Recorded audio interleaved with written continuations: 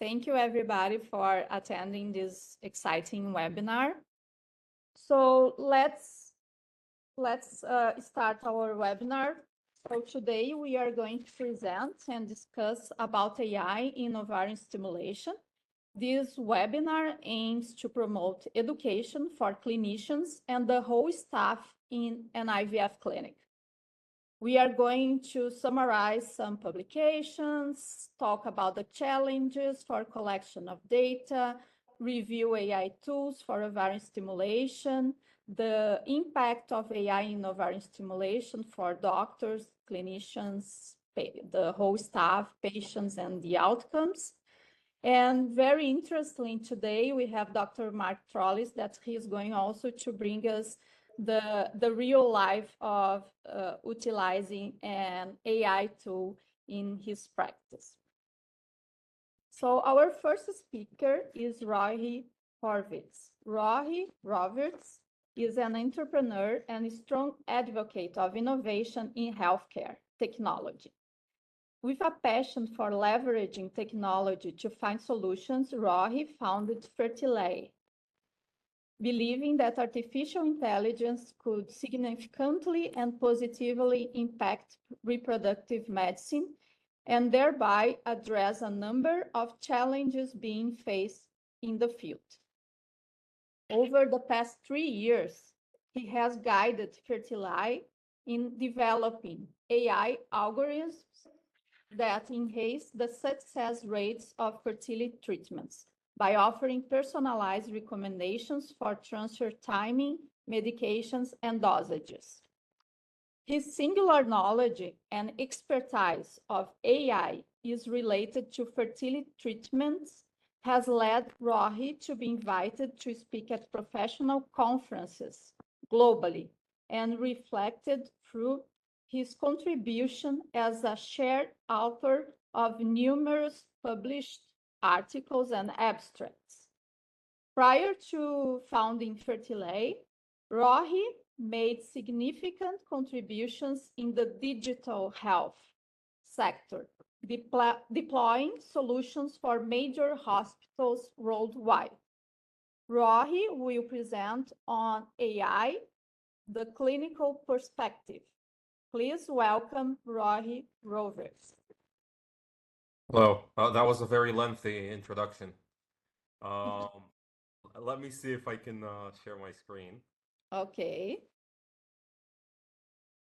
Wait 1 second.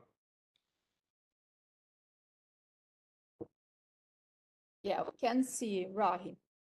Yeah, let's just give me, I'll try and share the other one quickly. I'm sorry about this. There we go. Okay. I assume you can see well now, correct? Yes, perfect.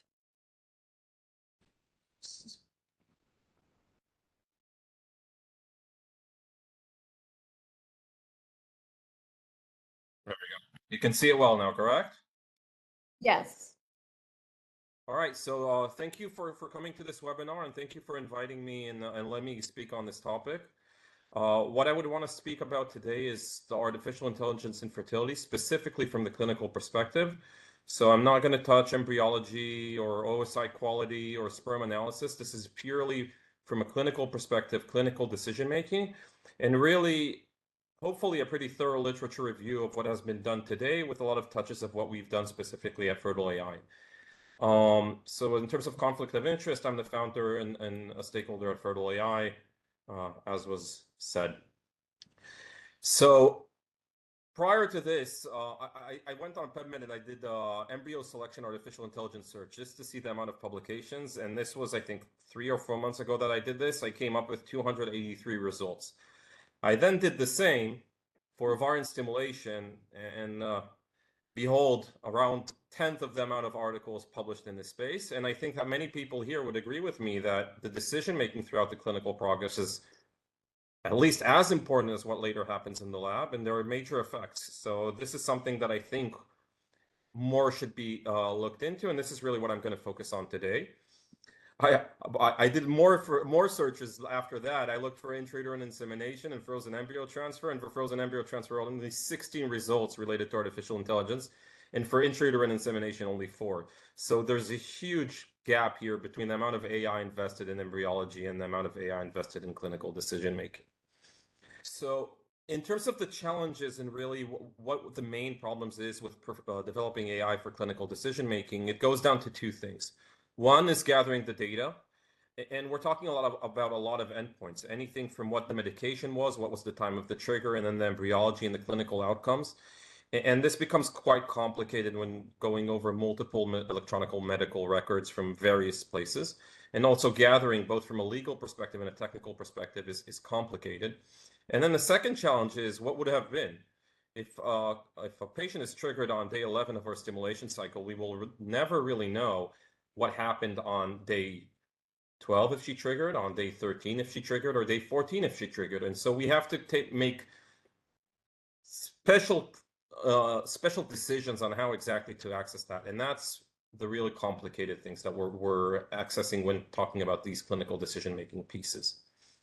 The benefits, I think, are obvious. We're talking really about four benefits. One is increased clinical outcomes. Two is reduced medication cost. If we can make better decisions regarding medication, we can reduce the cost. We can maximize operational efficiency by taking into account workload balancing, for example, of the lab. And finally, we can really improve the patient experience rather than either by setting up expectations, making the patient take less injections, and really various other things. And as Dr. Trolice will talk right after me, a lot of these tools are already in use across the world. So I'm going to start with ovarian stimulation, and we looked at how many publications were in this space. I think it was 34, and I think this is a space that is getting touched more and more. I think that now maybe once or two times a month I see more and more publications in this space, so that makes me happy. What I'm going to start with is I'm really going to go throughout the ovarian stimulation process and every time kind of touch on one thing and how that can be assisted by AI. So the first thing we're going to talk about is the outcome predictor. And what I mean by outcome predictor is taking on the patient's basic parameters and then giving an estimation of how her cycle will look, maybe what her chances of live birth are, how many euploid embryos she might get. And the advantages here are pretty clear. You can, first of all, set up patient expectations, which is always important. And we all know that there are calculators out there for various purposes. And two, you can really use these tools for sorting out the financial aspects.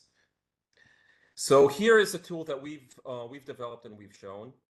We call it our family planning tool. What we do is we look at age, height, weight, AMH, and AFC. And based on these parameters, we make predictions on how many expected retrieved oocytes you would have, how many expected mature oocytes you would have, and then all the way to euploid blastose, and then from there to live birth probabilities based on cycle 1, cycle 2, and cycle 3. And I won't go too in depth on how we develop this, but the interesting thing here is that that doesn't have to be pure AI. When we developed this, we really made a combination of an AI tool for predicting certain things, but then also going back to basic literature and learning from what has already been published over many years to do the analysis and the calculations of how expected retrieved oocytes might then convert to euploid blastose. So you don't always have to go the full AI route. Many times you can even use the existing literature. The next tool that we have, right after we set up the outcome predictions, we can then go on to initial dosage. So what is the optimal initial dosage, FSH or FSH plus LH or HMG for a specific patient?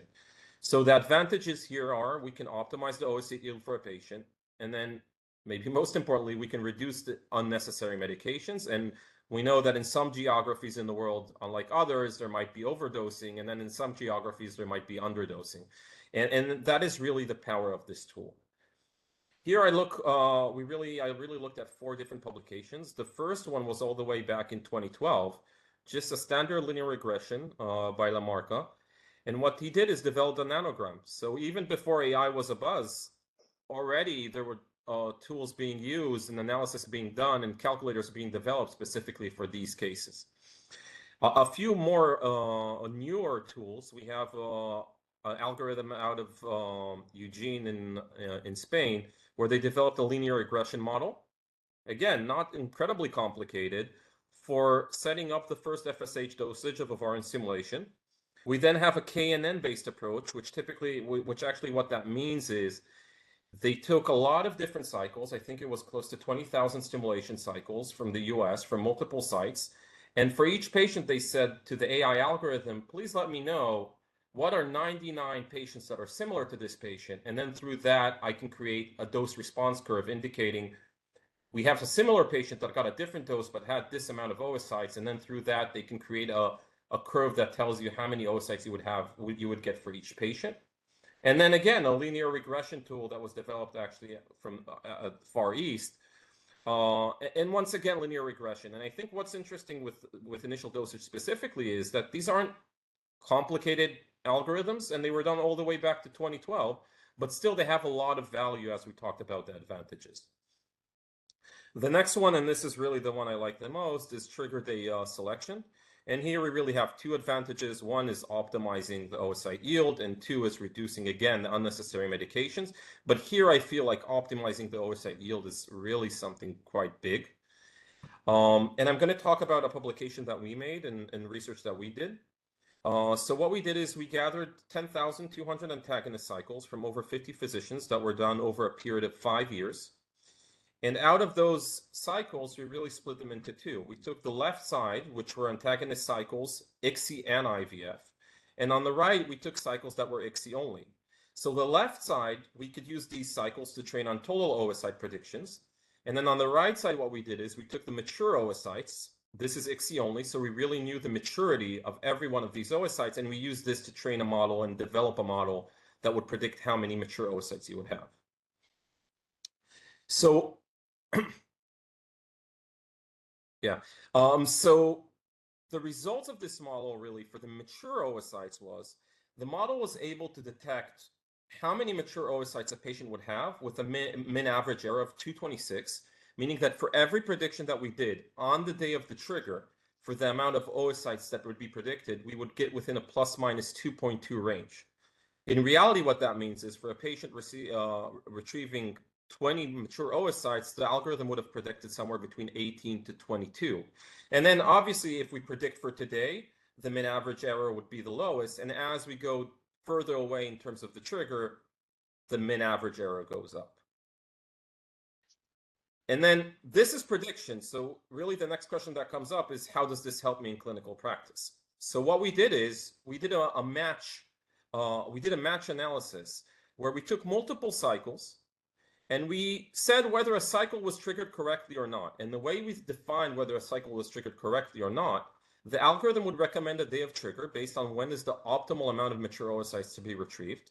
And if the day that the algorithm recommended was equal to the day selected by the doctor, we called that the correct group. And then we did the same for incorrect. So if the algorithm recommended to tomorrow, but the trigger actually selected today, we call this the incorrect group.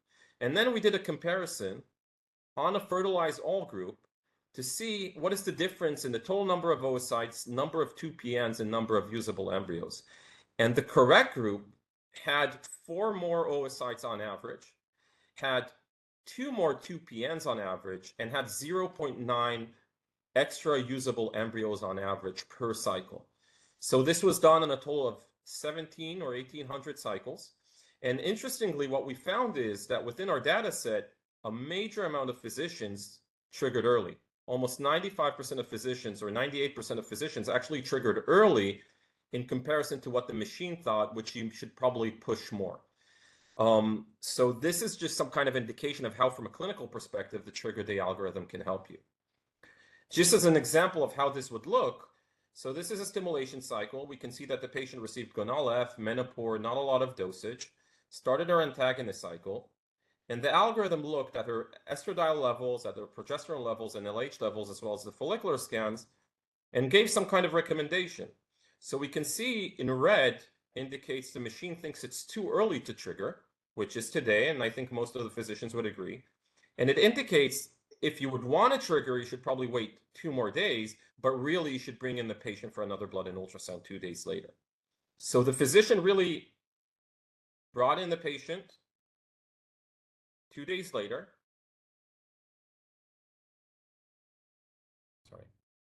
Brought in the physician 2 days later, and once again, the machine looked at the follicular sizes and the estradiol levels and the stimulation regime and said, hey, you should bring in the patient 2 days later once again. And then finally, the patient came in and the machine indicated, okay, it's time to trigger, and you should trigger either today or tomorrow, and you're most likely to get around 16 mature oocytes. And in this case, the patient really got 16 mature oocytes. Obviously, I selected a good case for this presentation, so not all cases are this accurate.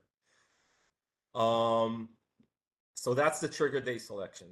For conclusion, it could be an effective decision support tool for optimizing clinical outcomes. It can create standardized, personalized protocols. And it can optimize lab and operating room workflows. And we'll talk a bit more about that later.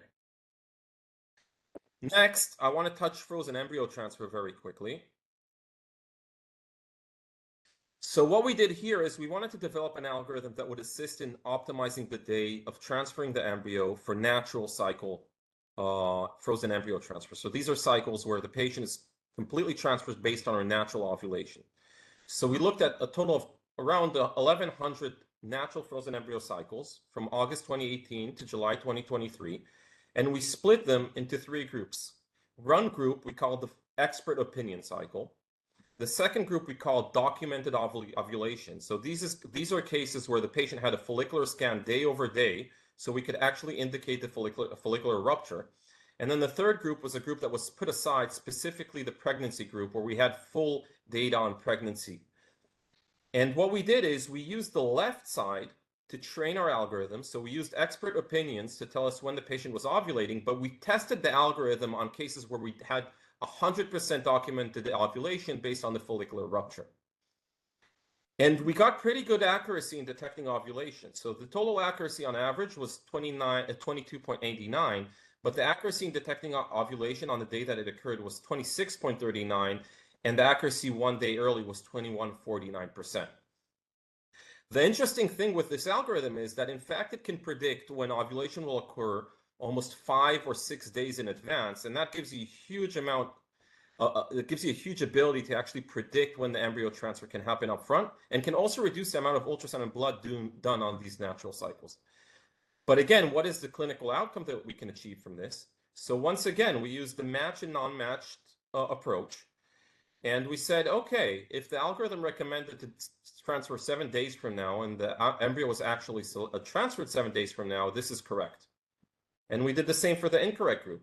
And here the differences were huge. So around 55% of physicians transferred on time, 45% not on time, and the clinical pregnancy rate was had an incredible difference of almost 9% on all ages, and almost 10% on 37-year and younger. Now, please note, for those thinking these are low pregnancy rates, these are non-PGT tested embryos, so outside of the US. Just as an example of how this would work, so the patient came in for a blood test on day 8. The machine automatically indicated that ovulation is pretty far away, so you should bring in the patient for another blood test in 4 days. Once again, estradiol, P4, and LH. The machine is now pretty certain on when ovulation is going to happen, but recommends bringing in for another blood test. And finally, does the final blood test and indicates when ovulation is going to happen. In this case, this was a very obvious case with a massive LH surge, but in a lot of cases, it's not this obvious, and actually this algorithm can be very useful. Finally, and I'm going to be done soon, we're going to talk about workload balancing. So how can we use all these tools to really help in the busy labs where they have one day with 15 retrievals and the next with 5 or 7? And how can we help with making sure that all of these days are balanced out in terms of the amount of retrievals and transfers that are done? So what we did is we used our trigger day selection algorithm, which recommended the day of the trigger. And for each cycle, we looked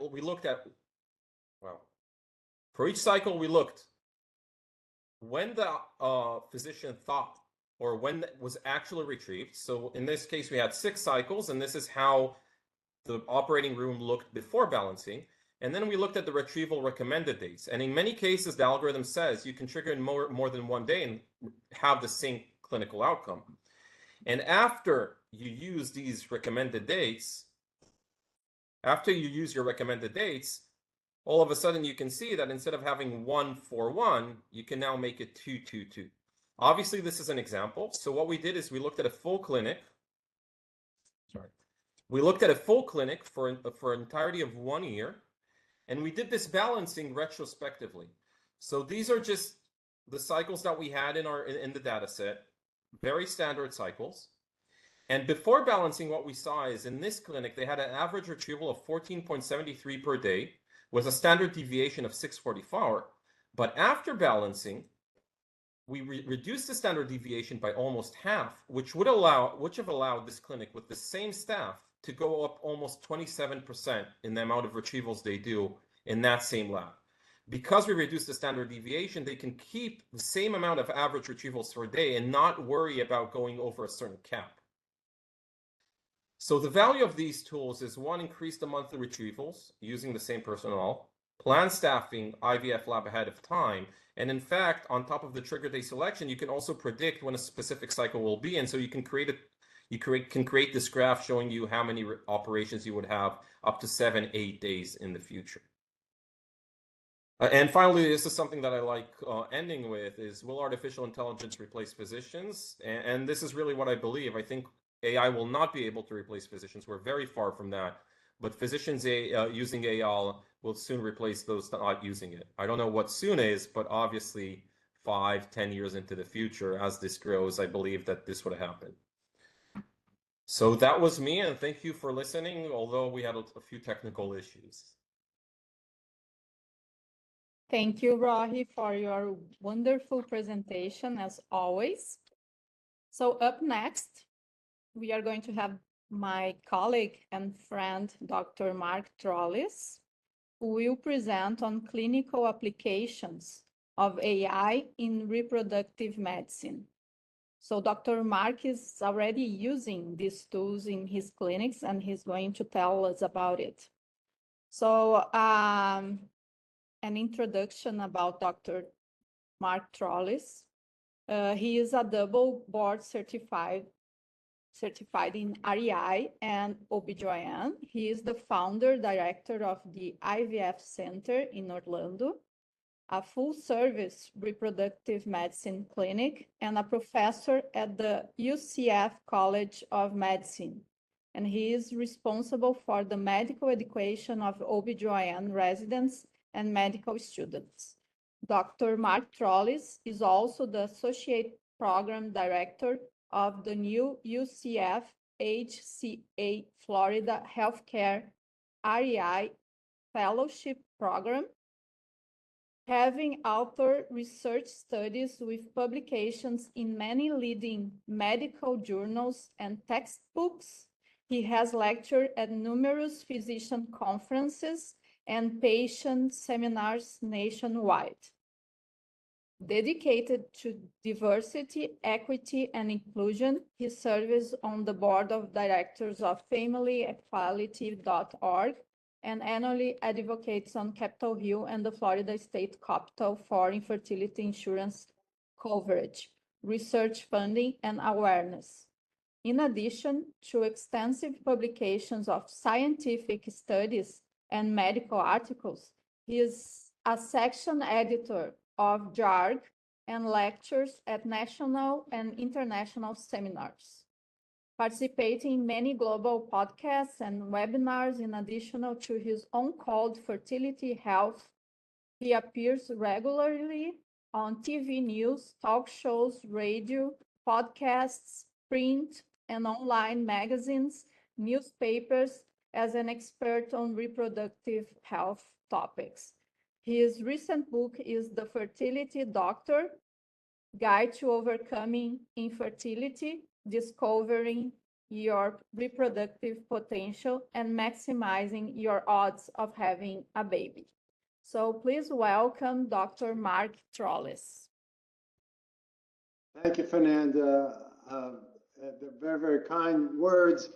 And for those of you that are still awake after that introduction, I'd love to be able to speak with you about our experience using AI. I am following a brilliant scientist. Rohi has been tremendous in his support, his contributions to the field of artificial intelligence, and we have gained from that. So I'd like to talk about what we do in terms of using this software And just briefly about artificial intelligence and assisted reproductive technology. Obviously, this needs to align patient and practice's best interests. Okay, so where can we see artificial intelligence in our world? Well, Rohi talked about ovarian stimulation. There are programs that can help with dosage and follicle monitoring reducing, as well as getting involved in the omics. Of course, the metabolomics that are increasing understanding in our field. Preventing premature ovulation by triggering based on the software to avoid no oocytes at the day of egg retrieval. Triggering oocyte maturation is where we have found to be the greatest value of using AI, and we'll talk about some examples coming up. Oocyte assessment. The scoring system right now with vacuoles and perivitelline space and cytoplasmic granularity, all of those can be improved with the significant machine learning of the images that are available in hopes to inseminate just the top oocytes and reduce the excess of having excessive numbers of fertilizations that are not going to result in viable pregnancy. Sperm assessment, we already have had with CASA, the computer-assisted sperm analyses. What we're looking at with all of the images are improving morphology, motility, viability, and DNA fragmentation. Then we go on to embryo assessment, of course, which is really the key of which embryos are going to go to blastocyst, using time-lapse imaging, the morphology of the embryos.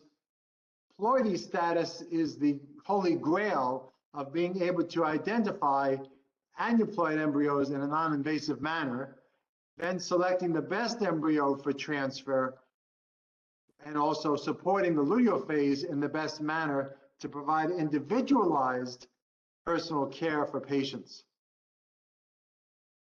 So what does artificial insemination do? Well, it takes a tremendous amount of data, and with machine learning and neural networks, we can apply it to reproductive medicine. There's been a lot of research, and Rohi has outlined that with his PubMed search. It's been used in robotic surgery, outcome predictions in our field, also looking at increasing with sperm classification, oocyte selection, embryo selection. The real challenge that we face in our world, and we all get excited about new technology, is do we have the robust, externally validated studies in a prospective manner to give the outcome data that we need, and which is our live birth rate. We are not there yet. We know that repetitive tasks, reducing the time that embryologists are spending in the laboratory is valuable, and they can focus on other areas of expertise. But we don't have yet the prospective trials to improve the live birth rate. So what are things that we should do before we just adopt AI? Well, most clinics are too small to give that kind of big data, so we need to get much larger studies using the computer power and the data storage. There are discrepancies in recorded and reporting patient characteristics between clinics, and there's variations among studies and input parameters. So we all want to, or not many of us want to jump in to always improve patient outcomes and ease our angst about what is the most optimal days to be able to do ART and then picking the best embryo. But we should heed these advice before we adopt AI. So the requirements to develop AI in our world is recommended to get a consortia to develop standardized detailed recording and reporting, getting clinics to share data, increasing computer power and data storage, and having a consensus on the input parameters, but rigorous, high quality, multi-center peer review validation studies before we really can embrace these algorithms and share with patients that this is going to improve outcome.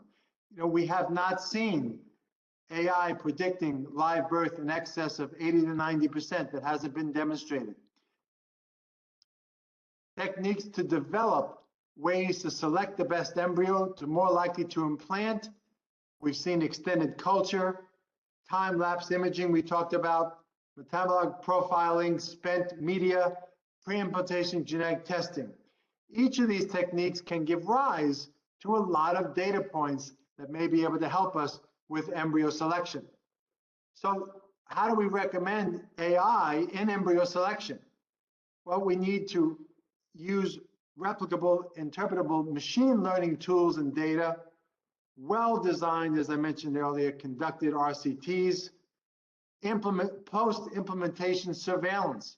Not only do we need to know what is being recommended going into the cycles, but we need to follow up data on outcomes, and not just pregnancy, miscarriage, but also outcomes of live birth and any neonatal complications. Funding is vital for this. Procedures for maintaining security is equally vital. Patients need to have full informed consent into using this, and we include the patient values in programs where it's possible, but physicians and of course embryologists must be adequately trained before we can implement this to our patients.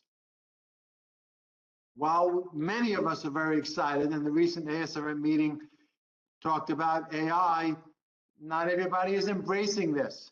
This is a study, article, opinion paper that just came out about artificial intelligence being hyped, but its potential to revolutionize. We are not there yet to embrace this in a way to show that live birth rate is improved.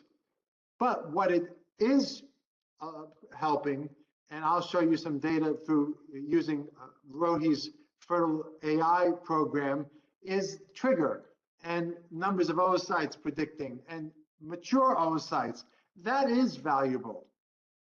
So let's use some real life use of this program for trigger day selection, which we have done from May to October of this year. So retrieval cycles that we looked at, and we looked at the tool and to see whether we complied with that and what is the correlation and the mean average error in doing that for total and mature oocytes. So here's one example. We have a patient, she's on HMG 75 and FSH 225. And then of course the antagonist started stim day 7. So we're looking at follicles on the bottom as well as estradiol levels. And on day 11, we activated the program to see what their recommendation is for mature oocytes as well as total oocytes. And the green circles are giving the most optimal days to trigger for mature oocytes. Okay, so this is saying 1 to 2 days before you can trigger. We elected to bring back in 2 days, and that is, let's see, September 9, we're here September 11, and we chose to trigger there. Okay, follicles look good. The maturation of the oocytes, lead of 21, then we have 19 and several 18s. Okay, so the green is showing optimal. The prediction, 5 oocytes are mature and a total of about 6 oocytes. What we actually found predicted was about 5.9. We actually got 7 total, and then the predicted mature was 5, and we got 4 mature. So pretty close, okay? Let's go on to another example. This is a patient who was on, and when we use this program, it asks for age, AMH, height, and weight. Doesn't always need the antral follicle count, but certainly AMH. This is a patient that we've given growth hormone to, we've done microdose. So all the protocols that we have, this program is able to accommodate. And then FSH 300. So we are now at stim day 7, and we use the program, and it's showing that we are not where we need to be able to predict. So for the bottom screen, mature oocytes in 2 days, it's recommending for trigger. So we actually empirically triggered in 2 days. So this can help actually avoid the multiple monitoring. And we triggered in 2 days with the expectation predicted total of 15. We got 14. Predicted mature, right on target. So we have been very, very pleased with this program. And if we look at the mean average error, we're dealing with plus or minus about 2, which we're pretty happy about, 2.5. And the correlation factor for total oocytes is really approaching a great number of 0.8, it's 0.77, and the mature oocytes a little bit less than that. But also, we're pleased with that outcome as well, and we've only been using it, as I said, for this year since May. So that is my review of what we've seen. I'm very, very proud to also share our fellowship program that just began this year. We have our first fellow, and we just matched for our second fellow. So we're approved for 1 a year. This is my associate, Laura Stottenauer, and we are in Orlando, Florida. So I thank you all for your attention, and we are happy now to answer questions that you have. Fernanda. Thank you, Dr. Mark Trolice, for your wonderful presentation. Very clear, elucidative. And I know that you have another webinar, so if you attend this, can start questioning Dr. Mark. It's a good idea. And don't be shy, Dr. Mark. Whenever you need to leave, we continue with Rohi. But this is very interesting, you know, because one of the most common questions I hear when we talk about innovation and including AI is whether someone is already using the tool, and it's wonderful to see your experience and to know that you are enjoying it and that you think it impacted in your practice. So I would like you to talk a little bit of the legislation in the US about using AI. So I have not seen any issues regarding the use of AI in terms of legislation, but I think actually one of our attendees is an outstanding, I think he's still on, reproductive health attorney in Florida. Yeah, I don't know if there's a way that Robert Terenzio could add some comment in the chat box. Robert, if you're here, I see that you're still on the attendee. Do you know of any issues in terms of legislation in using AI, the manner that we're using it, but also getting involved in the embryology laboratory? Well, let's see if he responds. If he responds, yes, okay. Yes. We'll see if he So can. I have a question here on the chat. Are there AI tools available for clinical practice today that can address the uses presented? Yeah. Rohi? Yeah. I think everything I presented throughout my presentation are actual available tools, which are being used by physicians today. So I think the answer is yes. Yeah. And Dr. Mark Trolice presented his practice using these tools. So the answer, yes. Okay, let's see if we are going to receive another, another question from Dr. Dimitri. So Mark and Rohi, thank you. How many cases do you think you will need to reach a near perfect prediction? You need to reach a near perfect prediction. It's good to see you again, Dimitri, even if it's only through chat. I think you can't reach a perfect prediction, and the reason is, as we know very well, is that you have major intra-patient variability. That's first of all. same patient, same follicular scan, same estradiol values, can have up to a 15% difference in the amount of oocytes we had. And we actually did a work on intrapatient variability, which I hope will be published soon, showing that for the same patient going through the same stimulation regime, within a 2 to 3 months difference, can have up to a 30% difference in the amount of oocytes she has. And so that's the biology. I guess when we talk about perfect is how much can you get close to that intrapatient variability? And I think that we're as close as it gets. I don't think that bringing in more cases, we now have, so data presented was a bit old. We now have close to 50,000 stimulation cycles in our trigger day algorithm, and it doesn't improve the outcomes as much as you would expect.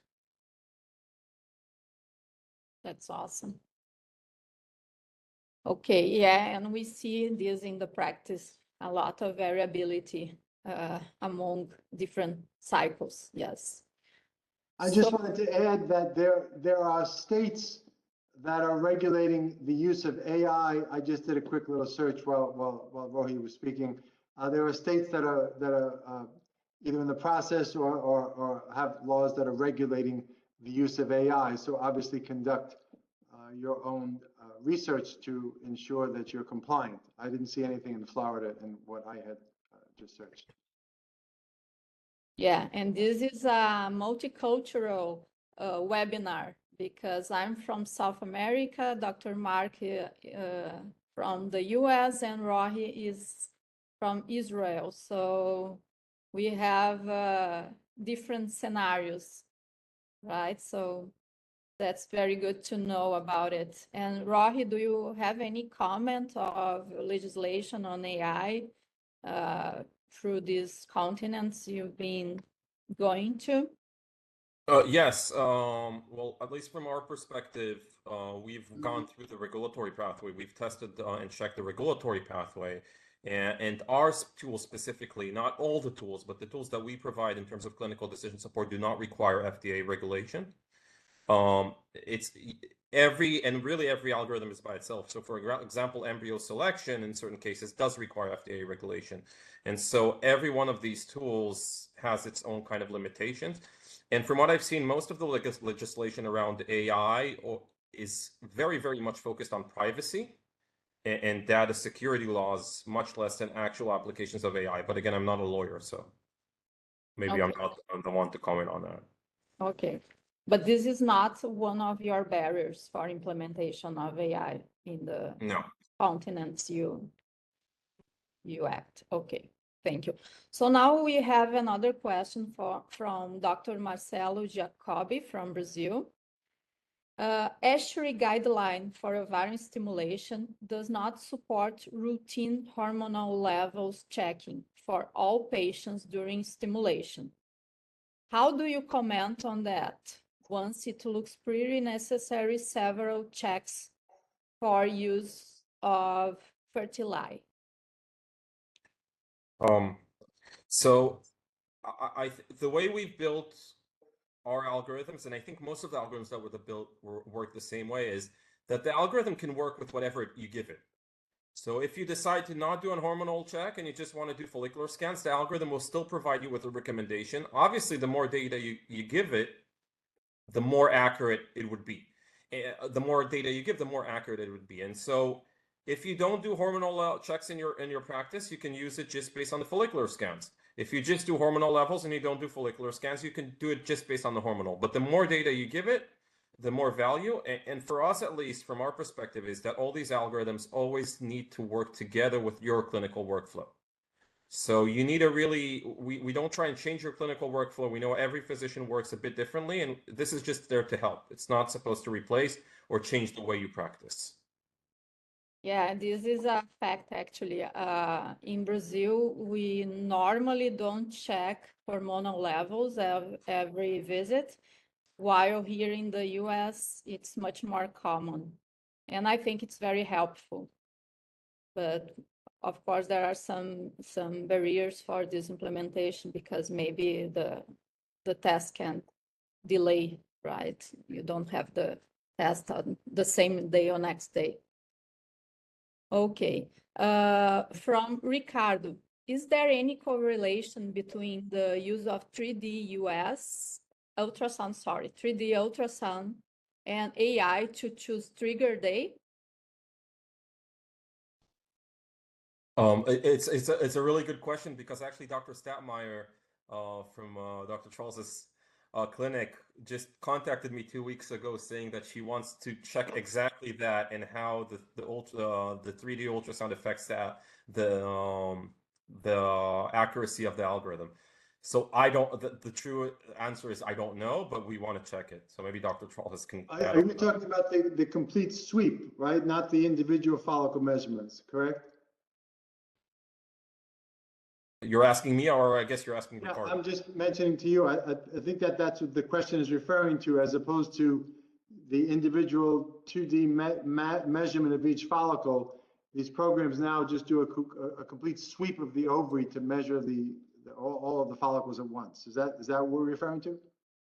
So I was referring to the specific 3D per follicle. For the full sweep, I'm certain that it would be better and will improve accuracy just because it's more standardized. That's just the way it is. And we know there's a huge variance, especially in cases where you get 20, 25, or 30 follicles or more. Physicians just stop counting them, and then you have 20 follicles counted and suddenly 40 oocytes retrieved, and no one could have actually predicted that number. And so I think if we're talking about the sweep, that would definitely help with accuracy. Yes. Yeah, and there are some papers, right, Rohi and Dr. Mark, about the use of 3D ultrasound to estimate the day of the trigger.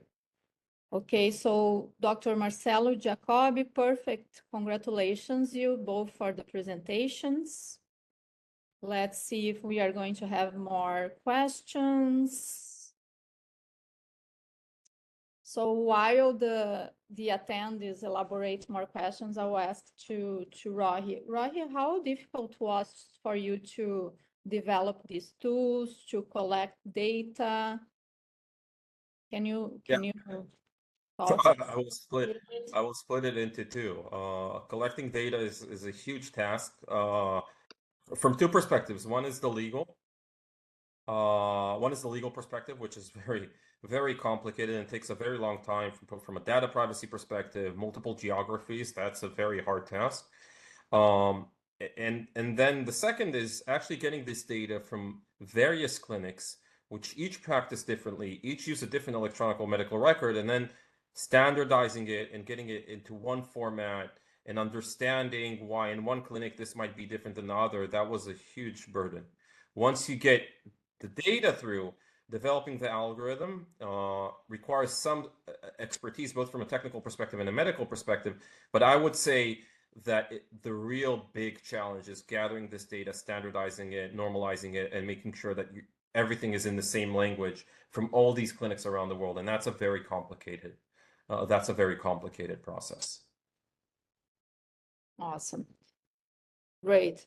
So Dr. Marcelo Jacobi commented this too about the ultrasound, the 3D ultrasound. Follicular volume would be interesting once it's a more precise measure of the follicle. Yeah, for sure. Yes, I remember this one paper I read about trigger timing. It was correlating the volume of the follicle. I think more than 3 centimeters cubic to indicate the trigger, right? Okay, more questions? I have another question that I received. What if you identify 6 months later that your results are worse than without AI? Who is that? Like someone asked me, okay, and if I start using AI tools and I identify that 6 months later, my results were worse than my previous results. of course, there are multiple reasons for your results to be bad. There are biases. You can't put the guilty on AI too, but do you have any answer for this question? Well, I just wanted to add that we have to always remember ART is an art. And while the AI program is a guide, it should not usurp the position of the physician. So we have not blindly adhered to AI, and we have sometimes not agreed, but Rohi has presented information that with the lack of agreement, it does seem better with AI. Nevertheless, I think it behooves the physician to ensure they are accountable, they're the ones responsible for the decisions that are being made. And if there are changes in outcomes of your program in 6 months, then I would do a deep dive into every aspect of the program as opposed to just limiting it to the AI. Dr. Mark, and as Rohi said in one of his papers, that in general, doctors tend to trigger before the AI recommendation. Did you introduce this insight to your practice? Did you learn other insights from using AI tools? Yeah, we have actually. I think, like most other physicians, we may be a little leery in going a few days later than what we intuitively think. But after we have reviewed the data and found the outcomes, we're growing more comfortable in AI's assessment. But we meet as a team, like many group practices, and we discuss the decisions for trigger, and we're continually monitoring our program. Awesome. I think at that point, maybe from our experience with other clinics, well, what we typically see with the algorithm is physicians don't take and says, okay, green, so I'll trigger in 2 days and now I'll do just what it says. It's an extra decision point, and you take it together with the full consideration of your other, the other medical considerations that you take. And I think one of the values is you don't have to wait 6 months. If you're running 15, 20, 10 patients a month, and you look at the algorithm and it says, oh, wait, maybe I should trigger 1 day later, and you really trigger 1 day later, you see the effect quite immediately on whether it was a completely ridiculous decision or whether, wow, it made sense. I really got a little bit more oocytes than what I expected. So it's not a statistical approach, but I think from a feeling perspective, you get that very early on. I can say that we have preliminary data from a few clinics where we see an improvement in clinical outcomes, but once again, it's very hard to do this without a full RCT because of the amount of biases. And in fact, we're running an RCT right now, pretty big, to do that analysis specifically. Awesome. Rohi, and what about if a new medication is launched or a new type of protocol? How do you adapt the tool? So I don't know that there's been a lot of new medications in fertility over the last, or at least not in the FSH area and the stimulation. I don't know, Dr. Trolice, maybe you can correct me, but I don't know that there's been a lot of advances in that. But the way we operate is we try to build it as a more generic approach where, for example, Gonal-F or Follistim would be both FSH. And really the big effects and what really affects the outcomes are more the blood test, the ultrasound results, the actual parameters of the patient more than the medication itself. But we have yet to get to a situation where clinic use the medication that we haven't seen before from the vast amount of data that we've gathered from around the world. It might yet happen, and we'll see then how we tackle it. Mm-hmm. The program has adjusted to stimulations that are outside of the typical one in the US of gonadotropin stimulation with the GnRH antagonist. Rohi has developed the ability for us to utilize letrozole with gonadotropins as well as microdose leuprolide acetate. So he adjusts accordingly by our request, and this, of course, is something that all physicians should look into. Okay. No, I wonder, like, do stimulation, if you have this preset for do stimulation, for example, or double trigger. So double trigger, we've seen How that how personalized it is, the tool for each clinic. So we don't personalize per clinic. We have one algorithm. Just because we've gathered so much data, we don't think, and as you've seen, we've done the analysis with Dr. Trolice, we've done the analysis in multiple clinics, and you see that these algorithms are relatively generic. We're speaking just about our algorithms, but there are many other people that developed algorithms in this space, which I think got to the same to the same insights. Dual trigger, we've specifically looked into that, and we've seen that it doesn't really change the outcome or the accuracy of the algorithm. That's something that we've seen, and I don't want to get into that that discussion. I don't think that's somewhere I want to go. For duostim, honestly, I don't know. I think that is something we need to look into. I don't think it's incredibly common right now, so I haven't seen it in action in any of the clinics that we work with yet, but we'll see. Okay, awesome. Let me see if I have more questions. No, I don't have more questions, and we are 1 hour and 15 minutes of our webinar, so I think we are pretty good.